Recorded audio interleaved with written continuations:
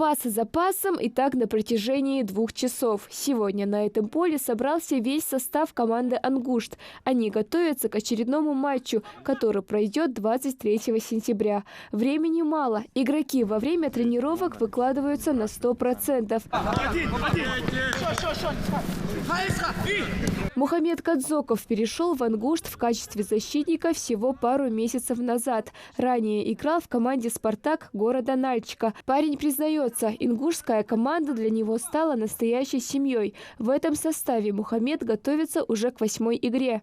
Привык быстро, можно сказать, адаптировался неплохо. Играли хорошо.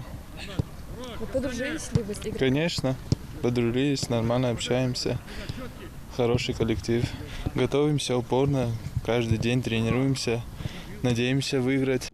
Физика, техника и тактика – 3 направления игры, которые необходимы для успеха всей команды, считают игроки «Ангушта». В этом уверен и один из лучших нападающих Магомед Гугуев. Мужчина играет за ингушскую команду с 2010 года. Каждый матч для него – это очередной шанс улучшить свои профессиональные навыки. Правда, на этот раз из-за полученной травмы неизвестно, сможет ли Магомед принять участие в игре или нет. Все же в готовности своей команды он не сомневается.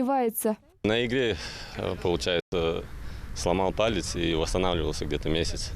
Вот сейчас только начал бегать индивидуально.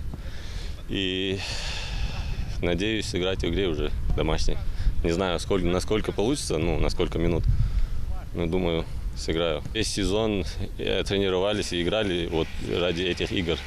Это решающие игры в сезоне, так что по-другому не может быть. И надеюсь, придут болельщики еще. Это будет полные трибуны. Это будет дополнительная мотивация для нас.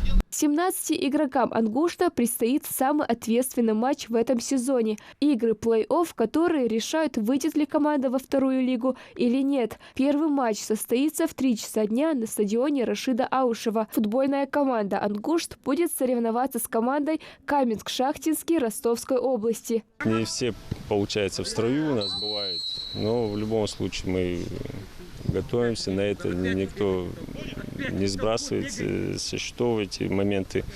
Поэтому сколько бы нас не было, все готовы, все будут максимум выкладываться.